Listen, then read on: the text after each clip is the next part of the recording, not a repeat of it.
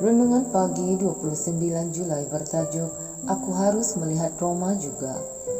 Bacaan firman, kemudian daripada semuanya itu Paulus bermaksud pergi ke Yerusalem melalui Masedonia dan Akhaya. Katanya, sesudah berkunjung ke situ, aku harus melihat Roma juga. Kisah Para Rasul 19 ayat 21. Paulus bukanlah jenis orang yang pergi ke bukit dan menjalani kehidupan yang tenang. Matlamatnya adalah untuk selalu menyelesaikan pekerjaan penginjilan di ibu kota yang paling besar di bumi pada masa itu, yaitu kota Rom yang hebat. Dia memberitahu kita bahwa aku harus melihat Roma juga.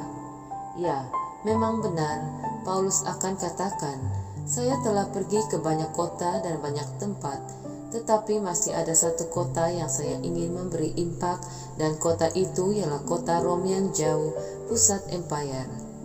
Walaupun Paulus merupakan seorang warga negara Rom, namun tidak mudah untuk dia sampai ke Rom.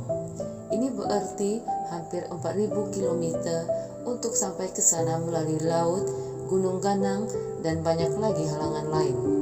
Walaupun dengan semua cabaran itu, namun Paulus berazam, aku harus melihat Roma juga.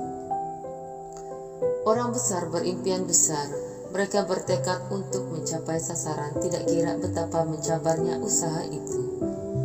Paulus tahu bahwa Rom ialah tempat nomor 1 paling berpengaruh di dunia pada waktu itu, dan usahanya akan berbaloi untuk pergi ke sana. Lagipun jika Rom boleh dimenangi untuk Injil, ini akan menjadi satu pemangkin untuk memenangi seluruh dunia. Sebagaimana yang terjadi, Rom telah menjadi sebuah pusat utama untuk penyebaran Injil dan juga penganiayaan Injil.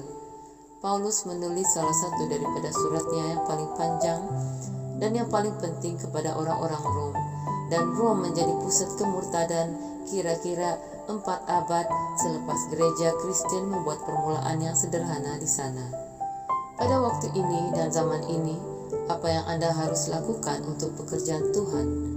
Apakah kegairahan hidup Anda, dan bagaimanakah Anda dapat menyalurkan semangat itu ke dalam pelayanan yang akan mempengaruhi jumlah orang yang semakin meningkat?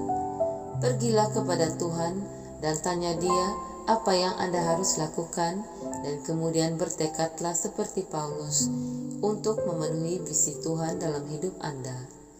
Sekian, Tuhan memberkati. Shalom.